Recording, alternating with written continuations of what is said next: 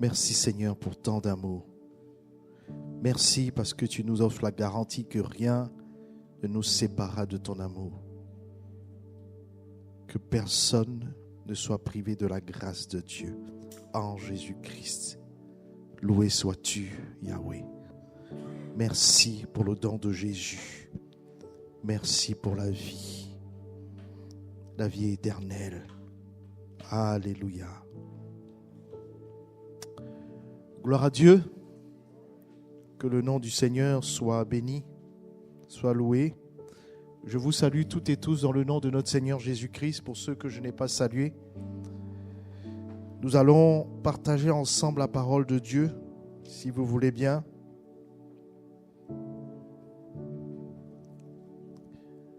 On va prendre nos Bibles dans le livre de Malachie, chapitre 3, au verset 16.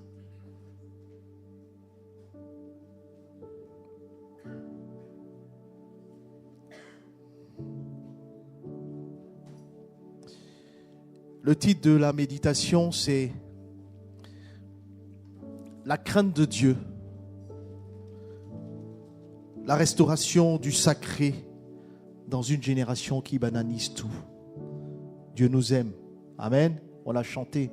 Dieu nous aime. Rien ne peut nous séparer de Dieu. Mais Dieu veut qu'on prenne très au sérieux le sacré que lui-même symbolise. La Bible nous dit, mais ceux qui sont fidèles à l'Éternel, en d'autres termes, ceux qui croient en l'Éternel, ceux qui s'attachent en l'Éternel, ceux qui ont confiance à l'Éternel, se sont entretenus les uns les autres. Ou plus précisément, ils se parlèrent l'un l'autre. Tu as changé de version, mais c'est à peu près c'est la même idée. Malachie 3,16. Alors ceux qui craignent l'Éternel se parlèrent l'un l'autre. L'Éternel fut attentif et il écouta. Et un livre de souvenirs fut écrit devant lui pour ceux qui craignent l'Éternel et qui honorent son nom. Bien-aimés, nous vivons dans une génération brillante, intelligente, qui a des moyens, mais qui est irrévérencieuse. Je m'explique. Qui ne considère plus le sacré. On débat de tout. On critique tout. On banalise tout. Même Dieu. Aujourd'hui, son nom est utilisé sans tremblement. Son culte devient une habitude. Sa parole devient une option. Mais dans le livre de Malachie, au milieu d'un peuple devenu tiède, il est écrit « Alors, ceux qui craignent l'Éternel, c'est-à-dire il y avait un reste, des hommes et des femmes qui avaient compris une chose. Craindre Dieu, c'est honorer Dieu. Amen.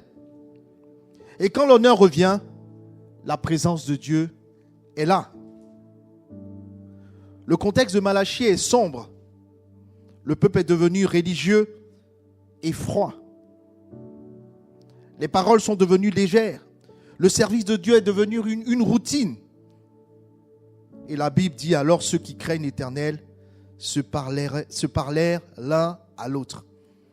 Même dans une génération tiède, il existe encore un reste qui prend Dieu très au sérieux. La crainte de Dieu ne dépend pas de l'ambiance spirituelle autour de toi. Elle dépend d'abord de l'état de ton cœur. La crainte de l'Éternel a attiré l'attention du ciel. Le texte dit, l'Éternel fut attentif. Et qu'est-ce qu'il faisait? Il écouta. Quelle image puissante. C'est-à-dire parmi des millions de voix sur la terre, Dieu prête l'oreille à ceux qui le craignent. Il n'a pas changé, il est le même. Il écoutait ceux qui parlent de lui avec respect. Il écoutait ceux qui refusent la banalisation du sacré. Il écoutait ceux qui veillent sur ses paroles et sur leurs paroles. La crainte de Dieu fait que Dieu peut t'écouter différemment. Amen. Dieu peut t'écouter différemment. Et comme si ça ne suffisait pas, il dit, et un livre de souvenirs fut écrit. Dans une génération qui oublie tout, Dieu n'oublie pas ceux qui le craignent. Chaque acte d'intégrité, Dieu le note. Chaque refus de compromis, Dieu le note. Chaque décision de rester fidèle, Dieu le note. Tout est inscrit. La crainte de Dieu, je veux dire à quelqu'un ce matin pour l'encourager, si c'est l'état de ton cœur, la crainte de Dieu n'est jamais perdue. Elle est remarquée au ciel. Et ça, ce n'est pas une question d'apparence extérieure. C'est une question de cœur. Amen. Quelqu'un pourra me dire, mais pasteur, tu es gentil, mais la crainte de Dieu, c'est quoi? Qu'on revienne sur une même définition. La crainte de Dieu, ce n'est pas un sentiment négatif. Ce n'est pas la peur d'un Dieu qui est prêt à punir, à châtier. La crainte de Dieu, c'est un sentiment noble et puissant. C'est le souci et le désir du croyant qui, par ses paroles ou par ses actes, craint de rompre le lien d'amour et de confiance qui le lie à Dieu. Amen. On a chanté, rien ne nous séparera de l'amour de Dieu. Là, il part du point de vue de Dieu et de notre point de vue. Est-ce qu'on est prêt à tout mettre en œuvre pour ne pas rompre ce lien? C'est ça, la crainte de Dieu. Ce n'est pas j'ai peur que Dieu me frappe, mais c'est je ne veux pas attrister celui qui m'aime. Amen. Je ne veux pas attrister celui qui m'aime. Vous connaissez l'histoire de Joseph? Joseph est tenté par la femme de Potiphar. Et parfois, il faut se mettre dans le contexte pour bien comprendre. Potiphar, qui était un chef militaire du temps de l'Égypte, de Pharaon, il lui a donné tout dans la maison, excepté sa femme. Et ce que la femme lui propose, outre ses faveurs, de lui donner tout.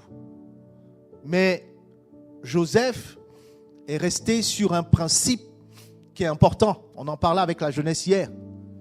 Et mon Dieu, qu'est-ce que je fais de lui? Amen. Et mon Dieu et ses valeurs, qu'est-ce que j'en fais? Personne ne regardait, personne ne voyait, personne ne saurait. Mais il dit, comment ferais-je un aussi grand péché et pécherais-je contre mon Dieu? En fait, ça se passait d'abord dans son cœur.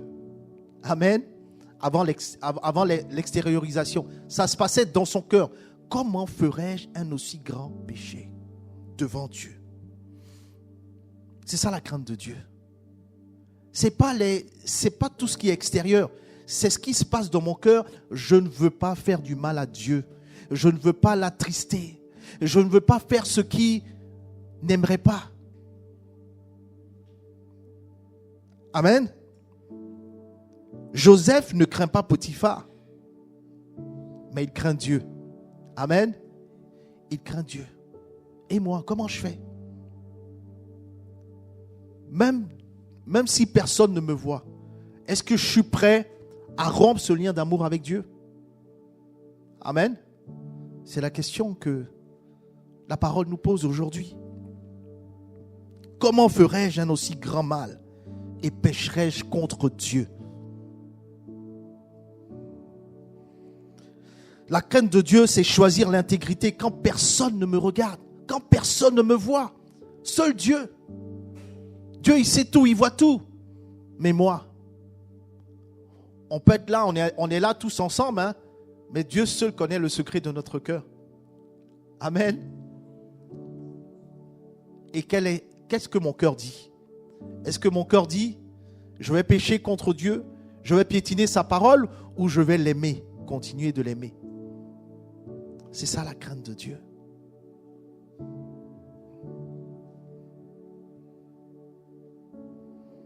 Aujourd'hui, Dieu cherche des hommes et des femmes qui l'honorent dans le secret, comme Joseph. Amen. Dieu cherche des hommes et des femmes qui vont l'honorer dans le secret de leur cœur. La Bible nous dit clairement, hein. Alors ceux qui craignent l'Éternel se parlèrent l'un à l'autre. En fait, c'est un spectacle que Dieu admirait. Amen. Si vous remarquez, ce n'est pas des gens extrêmement religieux. On ne parle pas de religion ici. On ne parle pas de culte. On parle de cœur. Amen. Vous êtes avec moi? Bien aimé, c'est important. C'est ce que Dieu recherche. Craindre Dieu, c'est aussi honorer son nom, honorer sa présence dans ma génération et où je suis. Dans Malachie, Dieu reproche au peuple de mépriser son nom.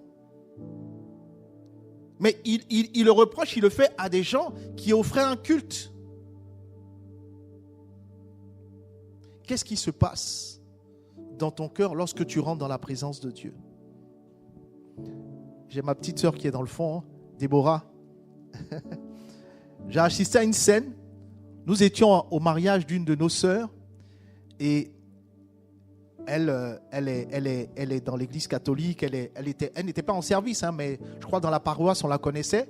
Et elle mâchait un chewing-gum. Et le prêtre qui officiait l'a appelé et lui a fait un reproche. Hein, c'est ça, hein? Pourquoi elle mâche le chewing-gum? Après, elle est libre, elle fait ce qu'elle veut. Mais la pédagogie derrière, il voulait l'amener à craindre la présence de Dieu, à respecter la présence de Dieu. Ça se trouve, c'est que le prêtre qui a vu qu'elle mâchait le chewing-gum. Mais ça l'a touché. Ça se trouve, Dieu voulait parler à travers sa bouche pour interpeller son cœur. Amen. Vous imaginez, mais moi je ne vais pas regarder, vous faites ce que vous voulez. Après vous allez rendre compte à Dieu. Moi je vous livre le message. Après chacun avec la conscience de son cœur. Amen. J'en parle parce qu'elle est là, hein, et ça m'est venu pendant que je partageais avec vous. Là c'était juste machin chewing-gum. Mais t'imagines l'état de mon cœur dans la présence de Dieu. Hein, tu t'en souviens, Déborah, de cet épisode il y a 2-3 ans, hein? L'idée c'est vous faites ce que vous voulez, mais Dieu voit tout. Dieu sait tout. Moi, je suis là, je vais partir un jour, mais chacun est devant Dieu. Et c'est pas de Dieu va me frapper, mais est-ce que j'aime Dieu? Moi, je ne serai pas témoin. Hein. Quand on va demander, est-ce que Claudine aime Dieu? Moi, je serai de côté. Hein. Je n'aurai rien à dire. Je parle de Claudine parce qu'elle est en face de moi. Hein. Dieu sait toutes choses. Vous avez noté? Tout est. Amen. C'est très important de comprendre ça. Ils offraient un culte, mais sans cœur. C'est-à-dire, ils ne mettaient pas de l'envie. Sans respect. Des choses sacrées. Des moments. Genre, ton téléphone, tu es sur ton téléphone pendant que tu es au culte. Tu envoies un texto. C'est un temps pour Dieu. Hein, c'est juste 1 heure dans toute une semaine. Sans craindre Dieu. Sans refuser de banaliser sa présence. Je peux poser la question, qui croit que Dieu est au milieu de nous? Mais s'il est au milieu de nous, on parle du créateur de l'univers, du maître des temps, des circonstances. Comment on se positionne? Je ne parle pas de façon extérieure, mais dans notre cœur. Je vous assure que si le président Macron entre ici avec son service d'ordre qui s'assoit là, parce que c'est une autorité, je l'aurais, il n'y a personne qui bougerait. Hein. Même ceux qui ne sont pas d'accord avec lui politiquement, parce que c'est une autorité. Et dans une présence physique. Ah, on a peur. Mais Dieu qui est là, il a promis qu'il serait là au milieu de nous. Hein. Il a promis. Il dit, chaque fois que vous allez vous rassembler en mon nom, je serai au milieu de vous. Il est où? Je ne sais pas, là, peu importe. Hein, mais il est là. Sa présence n'est pas physique, mais sa présence est là. Est-ce que je décide d'honorer sa présence? C'est la question qui nous est posée. Dans la Bible, il y a un homme qui s'appelait Corneille. C'était même pas un religieux. Acte chapitre 10. Tu peux le prendre, s'il te plaît? Acte des Apôtres, chapitre 10. Voilà. Le texte nous dit qu'il y avait à Césarée, c'est une ville à Rome, à côté de Rome, un homme nommé Corneille, centenier dans la cohorte dite italienne. Verset 2. Cet homme était pieux et craignait Dieu. Alors, ces deux mots qu'on a amplifiés l'un l'autre. Il craignait Dieu. Lui seul, lui et toute sa maison. Il faisait beaucoup d'aumônes et il priait continuellement. Verset 3. Vers la 9e heure du jour, il vit clairement dans une vision un ange de Dieu qui entra chez lui et qui lui dit « Corneille ». Corneille est décrit comme un homme qui craignait Dieu. Comment cela se voyait-il? Il priait régulièrement. Il donnait généreusement. Et il influençait sa maison. C'est-à-dire que dans sa maison, on respecte Dieu. On aime Dieu. Et le ciel s'est ouvert sur lui, sur sa maison. Je veux dire à quelqu'un que quand un homme honore Dieu, Dieu honore cet homme. Amen. Quand un homme honore Dieu, Dieu honore cet homme. Je veux dire à quelqu'un que la crainte de l'Éternel attire le ciel. Amen. La crainte de l'Éternel attire le ciel, même sur un lit d'hôpital. Même dans des endroits sombres, la crainte de l'Éternel attire. La crainte de l'Éternel a attiré Dieu dans la fournaise ardente. Amen. La crainte de l'Éternel a attiré Dieu dans la fosse aux lions. La crainte de l'Éternel a attiré Dieu dans le désert avec Jésus et même avec Moïse. Même dans les endroits les plus durs, la crainte de l'Éternel attire la présence de l'Éternel. Même quand je marche dans la vallée de l'ombre de la mort, je ne crains aucun mal. Parce que la présence de Dieu est réelle. Dieu ne s'est pas contenté d'admirer Corneille. Il lui a envoyé l'évangile. L'apôtre Pierre arrive et annonce Jésus-Christ. Parce que la vraie crainte de Dieu conduit toujours à Christ. Dieu ne veut pas simplement que nous soyons religieux. Il veut que nous rencontrions son Fils. Et la crainte de l'Éternel prépare le chemin. Amen.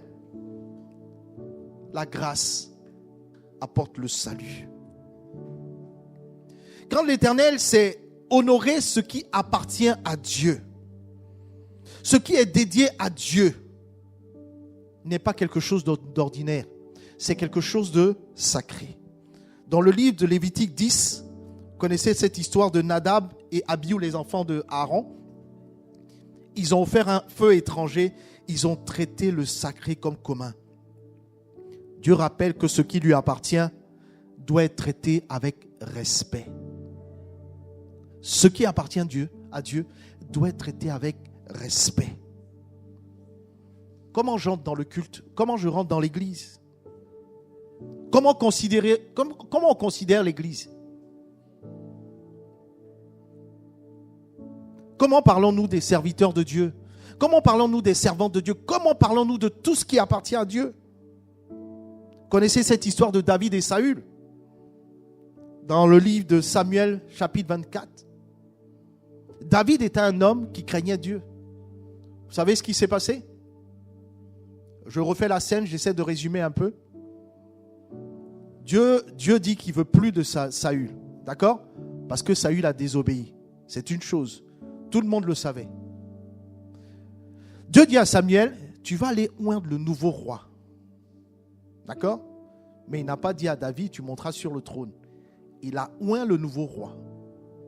Saül était toujours roi. David aurait pu dire de façon légitime, j'ai été oint, je veux m'asseoir sur le trône. Non, il attend le feu vert de Dieu. C'est ça craindre Dieu. C'est ça craindre Dieu. Pourtant, de façon légitime, Saül tente de tuer David. C'est pas que Saül était plus fort que David. Mais David craignait Dieu. Qui a établi Saül comme roi? Qui a établi Saül comme roi? Si il a décidé de le déchoir, il va s'occuper de le relever du trône. Parce que c'est une autorité que Dieu a établie. Je vais vous poser une question de façon interactive. Je vais voir un peu comment on va répondre. Qui a établi le président Macron comme président de la République? Ouais, j'entends Dieu, j'entends mon vote. Voilà, peu importe. Mais au-delà de ton vote, il faut que tu saches que c'est Dieu qui établit les autorités. Il est là. Qu'est-ce que je fais? Je ne suis pas d'accord avec lui. Qu'est-ce que je fais? Je vais sur les réseaux sociaux. Je dis du mal de lui. Je parle de lui comme j'ai envie. Tout ça, c'est noté. Hein. Tout ça, c'est écrit. On ne me demande pas d'écrire. Hein. Mais Dieu a ses anges. Hein. Il s'occupe d'écrire. David dit, je ne porterai pas la main sur qui? Sur loin de l'Éternel. Même s'il a été déchu, même s'il fait des bêtises, même s'il fait des choses pour lesquelles je ne suis pas d'accord, même s'il fait des choses pour lesquelles Dieu n'est pas d'accord, je ne porterai pas la main sur loin de l'Éternel. Craindre Dieu, c'est aussi respecter, honorer ce que Dieu a établi. Est-ce que quelqu'un m'entend ce matin? Ce n'est pas d'idolâtrer, mais c'est de respecter ce qui est consacré. Amen. Et c'est important que ceux qui veulent marcher avec Dieu le comprennent. Amen. Vous vous souvenez d'Ézéchias? Le roi Ézéchias, ça vous parle? Il y a un prophète qui vient le voir pour lui dire, tu vas mourir. Hein? Il écoute la parole. Mais dans son cœur, il va prier vers Dieu. Il fait confiance à Dieu. Il n'a pas dit non, tu n'as pas le droit de dire ça, j'ai ma relation avec Dieu. Il respecte ce que Dieu a établi. Mais il a un cadre que Dieu lui a donné, c'est la prière. Seigneur, mais souviens-toi de ce que j'ai honoré ta maison. J'ai restauré le culte. Et qu'est-ce qui s'est passé derrière? Qu'est-ce qui s'est passé derrière? Dieu a entendu sa prière et Dieu lui a donné 15 ans de plus. Il a honoré Dieu. Il a craint Dieu. C'est important de le comprendre comment Dieu fonctionne. Amen. Respecter ce qui est consacré. Ma marche avec Dieu doit être également dans une crainte de Dieu. Dieu n'écoute pas la religion. Hein. Tous les actes de piété que tu fais, c'est bien. Mais ajoute-y de la crainte. Pas parce que tu as peur, mais parce que tu aimes. Parce que tu sais que c'est consacré à Dieu. La crainte de Dieu aussi, ça donne du courage de garder les valeurs. On en parlait avec les jeunes hier. De garder les valeurs malgré la pression, malgré l'environnement, malgré les difficultés. Est-ce que je suis prêt à garder mes valeurs? Mais la crainte de Dieu donne la force pour y arriver. Daniel, on interdit, du temps de Daniel, on interdit la prière. Soit dit en passant, Daniel, il est devenu un cadre dans la cour du roi. Donc un responsable. Et on dit on interdit la prière.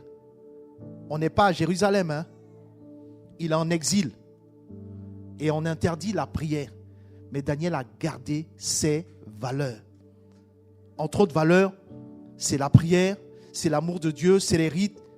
Mais en plus de ça, il a ajouté la crainte de Dieu. Donc la culture a changé. Mais Daniel a continué de prier. Pourquoi? Parce qu'il craignait Dieu plus que tout. Pas qu'il avait peur de Dieu, parce qu'il aimait Dieu. Il était attaché à Dieu. Il était attaché aux valeurs de Dieu. Est-ce que quelqu'un me comprend ce matin? Ça lui a donné la force. Parce que quelqu'un qui ne craint pas Dieu, même s'il avait des valeurs dans son pays d'origine, lorsque ça change, l'environnement change, avec la pression, il abandonne tout. Mais Daniel avait quelque chose de plus. Il craignait Dieu. Est-ce que quelqu'un me comprend ce matin? Les temps changent et les temps changeront. Il y a beaucoup de choses qu'on ne fera plus. Est-ce que pour autant je vais toujours continuer à craindre Dieu? Dieu nous fait la grâce d'avoir la liberté de nous réunir, mais il y a des pays dans le monde où on n'a pas cette liberté. Et là, nous, on a la liberté, mais bon, est-ce qu'on le fait sérieusement? Quand l'oppression va arriver, comment on va faire si on n'apprend pas dans des temps de paix? Amen. Il craignait Dieu plus qu'il n'avait peur des lions. Celui qui craint Dieu, il n'a plus peur des hommes. Aujourd'hui, la pression sociale est forte. Et je veux rassurer quelqu'un pour dire qu'elle sera de plus en plus forte. Mais Dieu cherche des croyants, des hommes et des femmes qui restent fidèles, même si ça coûte. Amen. Craindre Dieu, c'est aussi honorer sa parole. Honorer sa parole.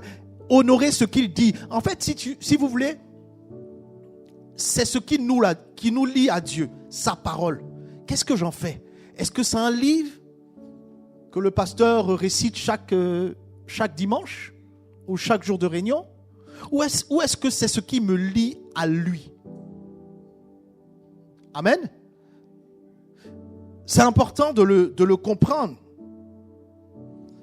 Craindre Dieu, c'est honorer sa parole et s'aligner à Jésus-Christ.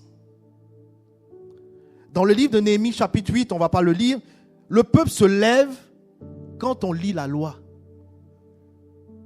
Amen. Le peuple se lève quand on lit la loi. Il ne se lève pas forcément de façon religieuse, mais c'est parce que c'est Dieu qui parle. Et quand Dieu parle, mon cœur se dispose. Il y a des actes religieux qu'on voit dans certaines religions. Tout ne part pas d'un sentiment de religion simplement, mais c'est d'honneur et de révérence. Je ne sais pas si je me fais comprendre. On le fait pour honorer, pour respecter. Je connais même certaines églises évangéliques. Quand on lit le verset comme on a lu le Malachie 3,16, tout le monde se tient debout. Ce n'est pas que de la religion, c'est pour dire, mais j'ai de la révérence parce que Dieu parle. Peu importe la bouche qu'il utilise. Je suis prêt à m'aligner, à me soumettre à ce que Dieu dit. Amen. C'est important. Et comme ça, dans Néhémie 8, ils honorent la parole. Aujourd'hui, la question est simple. Est-ce que nous adaptons la Bible à notre vie ou notre vie à la Bible? Est-ce que je suis prêt à me tenir debout lorsque la Bible est lue? Même prêcher. Est-ce que c'est ce que je veux faire qui prime ou c'est ce que la Bible qui dit prime? Je ne sais pas pour vous, mais souvent, quand j'entends un message prêché, même une exhortation, même comme la présentation de la Sainte Seine, je dis, mais Seigneur, qu'est-ce que je dois faire? Mais dans mon cœur, je suis dans une attitude de soumission. Parce que ceux qui craignent Dieu, c'est comme ça qu'ils font. C'est pas par toujours tu m'intéresses. C'est qu'est-ce que je fais? Amen. Jésus-Christ était le modèle suprême de la crainte filiale de Dieu. En d'autres termes, de l'amour et de l'attachement à Dieu. Dans Luc 22, il dit, non pas ma volonté, mais la tienne. C'est le summum de la crainte de Dieu. Ta volonté est plus importante que tout.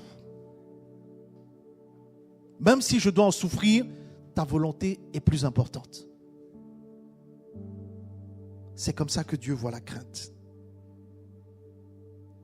Épître aux Philippiens 2 dit, il s'est humilié lui-même.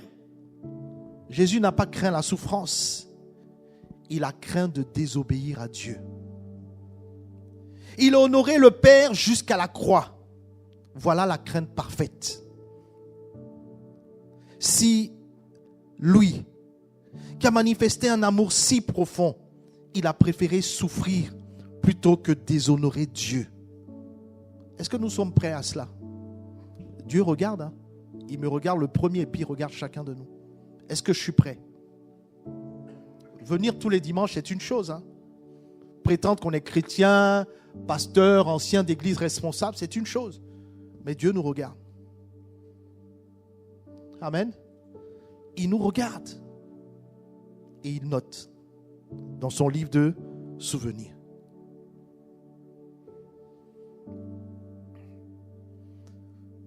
Craindre Dieu aujourd'hui, à quoi ça ressemble? Qu'est-ce que Dieu attend de nous? Il a parlé, mais qu'est-ce qu'il veut? Dans une génération qui relativise tout. Non, mais, ouais, il faut aller à l'église tous les dimanches, mais, il faut venir aux réunions de prière, mais, il faut faire ça, mais, il faut lire la Bible tous les jours, mais. Craindre Dieu aujourd'hui, c'est refuser le compromis moral. On dit de faire ça, mais il y a les réalités sociales. Craindre Dieu aujourd'hui, c'est honorer Christ dans nos conversations. Est-ce que c'est le cas? C'est garder la pureté dans le secret, même quand tout le monde ne nous voit pas.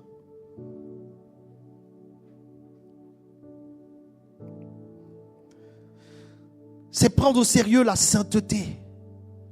Ce n'est pas de vivre stressé, mais c'est de vivre conscient. Ce n'est pas trembler de peur, mais c'est trembler d'amour. Aujourd'hui, Dieu ne cherche pas une peur religieuse. Il cherche des cœurs sensibles. Il cherche des consciences éveillées. Il cherche des croyants qui veillent sur leurs paroles. Il cherche des hommes et des femmes qui disent « Je ne veux pas briser cette communion d'amour avec Dieu. »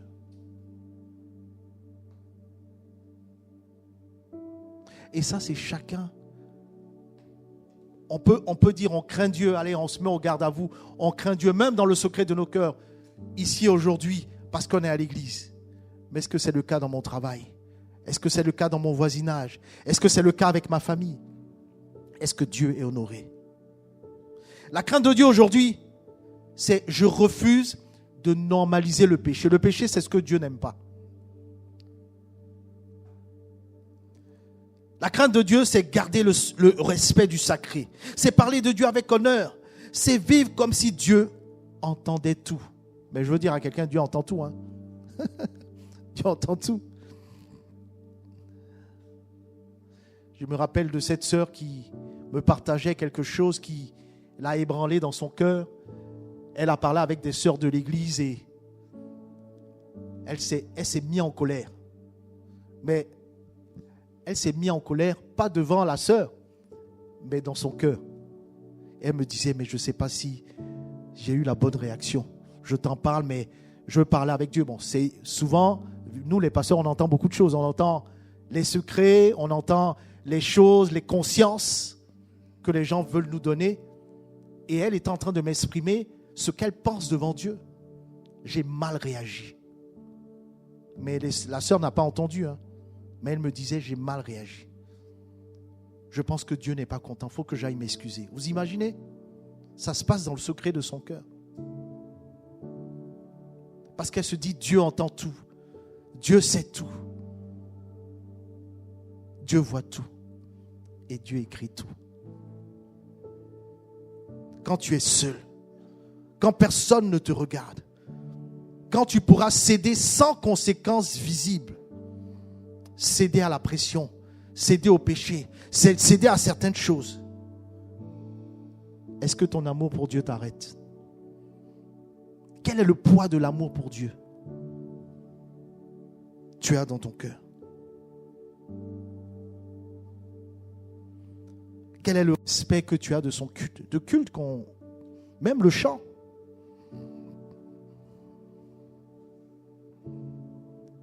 Il y a beaucoup de choses que nous faisons qui illustrent ce qui se passe dans notre cœur. Je prends un exemple. Nous sommes au culte. Pendant que Cédric et tout le groupe chantent. Je n'ai pas dit que vous le faites ça, mais je me mets comme ça. On loue Dieu, on adore Dieu. Et je me mets comme ça. Bon, je n'ai pas envie de me lever. Puis je m'assois comme je veux. Pensez que Cédric est déshonoré? Pensez que le groupe est déshonoré? Non. Mais l'attitude, la position que j'ai eue, elle révèle ce qui se passe dans mon cœur. Amen. Est-ce que je parle à quelqu'un ce matin? Là, je parle de moi, je ne parle pas de vous. Vous, dans le cœur, c'est net, c'est nickel. Vous avez vu la scène, vous, là-bas? Tout se passe ici. Hein. Ça ne se passe pas dans... Même quand je suis bien assis, comme ça, même baissé, même à genoux, Dieu, il voit ce qui se passe dans le cœur. C'est ça qui est le plus important. Même si je me mets à genoux, il faudrait que ce que je mets à genoux, ce soit l'expression de mon cœur. Je me souviens d'une église, c'était pas ici, hein. C'est jamais ici dans tous les cas. Ici, on est nickel. Où il y a une sœur, pendant le culte, elle pleurait tout le temps. Vous savez pourquoi elle pleurait?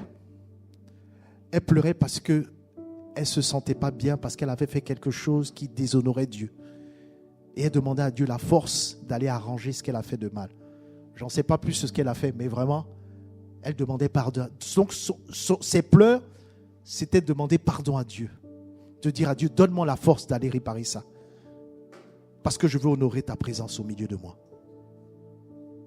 Je ne sais pas si vous voyez un peu. C'est ça la crainte de Dieu. On vient à l'église pour apprendre à craindre Dieu. Autrement, la présence de Dieu, on ne la verra plus. Respecter son culte, vivre dans l'intégrité, même en secret. Parce que quand l'honneur de Dieu disparaît, la présence se retire. Vous connaissez l'histoire de Samuel. La Bible dit que la parole de Dieu était rare. On l'a déjà vu ici. Hein. La parole de Dieu était rare. Est-ce que de l'époque de Samuel, c'était la Torah? Hein? La Torah avait disparu? Le culte avait disparu? Les sacrificateurs avaient disparu? Les rites avaient disparu? Non. Mais la présence de Dieu était partie. Parce qu'on ne craignait plus le sacré. Bien-aimés, c'est un appel solennel. Si on continue à piétiner le sacré de Dieu, mais ça va devenir religieux. Parce que la présence de Dieu ne sera plus là, au milieu de nous. Amen. La crainte de l'Éternel n'est pas l'ennemi de l'amour. La crainte de l'Éternel est la gardienne. Elle protège notre relation avec Dieu. Elle préserve notre intimité avec Dieu. Elle maintient la flamme. Quand je parle de flamme, vous m'entendez ou pas? La flamme des vierges folles et sages. Donc il y a certaines vierges dont la flamme s'est éteinte. On se demande c'est quoi l'huile. On se demande c'est quoi qui a symbolisé l'huile. Quand elle voulait me remettre de l'huile, parce que l'époux a dit j'arrive, je suis là, je suis à la porte. Elles ont voulu partager l'huile de Claudine. Non, Claudine dit non, il y en a assez que pour moi. Hein. Moi, ma flamme, elle doit rester allumée. Donc, allez en acheter. Mais le temps qu'elles aillent en acheter, qu'elles reviennent, la porte était fermée. Amen. La crainte de l'Éternel. La promesse du livre de Malachie est claire. Ceux qui craignent Dieu, Dieu les écoute. Pardon. Ceux qui craignent Dieu, Dieu remarque. Ceux qui craignent Dieu, Dieu se souvient d'eux. Que Dieu trouve parmi nous des hommes et des femmes qui ne veulent pas simplement la bénédiction, mais qui veulent honorer le lien d'amour qui les unit à Dieu. Malachie dit qu'un livre de souvenirs est écrit pour ceux qui craignent l'Éternel. Je veux dire à quelqu'un ce matin, le ciel enregistre ton intégrité, ton respect, ta fidélité, ton honneur dans une génération qui banalise Dieu. Est-ce que tu serais de ceux qui l'honorent? Amen. C'est important. Avant d'être ici, j'étais dans une communauté où on n'appelait pas le pasteur par son prénom. Ça n'existait pas. On l'appelait pasteur. Et je suis rentré dans une autre communauté où on appelle le pasteur par son prénom. On n'appelle pas pasteur tant, hein, on l'appelle par son prénom. Aujourd'hui, on ne l'appelle plus par son prénom, on l'appelle frère. Amen.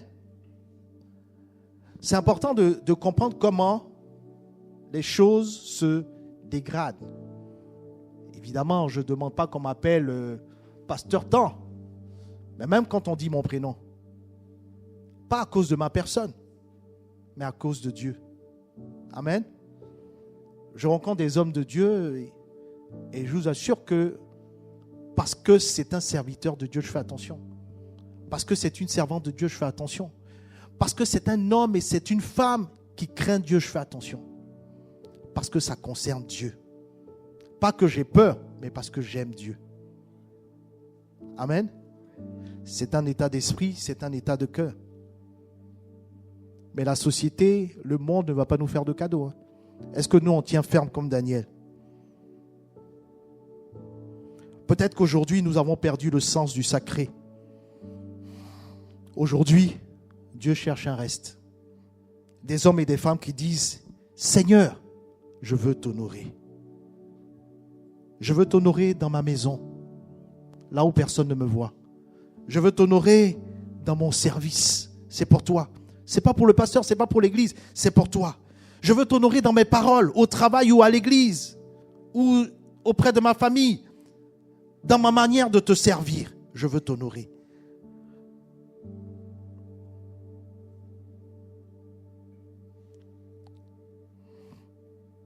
Amen. Le Seigneur appelle et interpelle chacun de nous. Moi le premier. Parce qu'il remarque et il note. C'est important que chacun se laisse toucher et interpeller. Parce que le Seigneur veut nous dire ce matin. On va baisser les têtes si vous voulez bien. Chacun est libre de se laisser interpeller.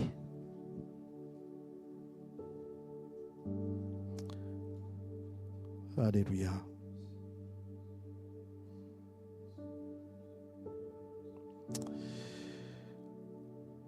Seigneur, restaure en nous ta crainte, alors que nous avons partagé ta parole ce matin. Nous venons devant toi ce matin avec respect. Non pas par habitude, non pas par routine, mais avec un cœur qui veut te retrouver. Donne-nous, pardonne-moi toutes les fois où j'ai banalisé ton nom. Pardonne-nous, pardonne-moi toutes les fois où ton culte est devenu ordinaire à nos yeux. Pardonne-nous, pardonne-moi lorsque ta parole a cessé de me faire trembler. Restaure en moi la crainte qui honore, la crainte qui protège ma relation avec toi, la crainte qui refuse de te blesser. Donne-nous le cœur de Corneille, un cœur sincère qui t'honore même avant de grandes manifestations. Donne-nous l'intégrité de Joseph. Donne-nous le courage de Daniel. Donne-nous l'humilité de Job. Mais plus que tout, formons-nous le cœur de Jésus-Christ. Seigneur Jésus, toi qui as dit, non pas ma volonté, mais la tienne. Apprends-nous cette obéissance d'amour. Que nous préférions perdre une opportunité plutôt que perdre ton honneur. Que nous préférions souffrir plutôt que de déshonorer. Rends-nous sensibles à ta présence. Que ton Esprit Saint nous reprenne quand nous parlons légèrement. Que ton Esprit nous arrête quand nous nous éloignons. Fais de nous un peuple qui honore ton nom, ta maison, ta parole, tes serviteurs, tes servantes, tes enfants, ce que toi tu as consacré. Écris nos noms dans ton livre de souvenirs, comme il est dit dans le livre de Malachie. Que le ciel puisse dire de nous, de chacun de nous, ils craignent l'Éternel. Seigneur, là où l'honneur revient, que ta gloire revienne. Là où la crainte s'installe, que ta présence demeure. Nous ne voulons pas seulement des bénédictions, nous voulons ta présence, comme Moïse. Restaure le sacré dans nos vies, restaure le sacré dans nos cœurs, restaure le feu, restaure la révérence, restaure l'amour qui tremble. Merci de ce que tu fais toutes ces choses dans nos cœurs alors que nous entendons ta parole. Dans le nom de Jésus. Peut-être donner l'occasion à une ou deux personnes d'élever la voix. Simplement, librement. Alléluia.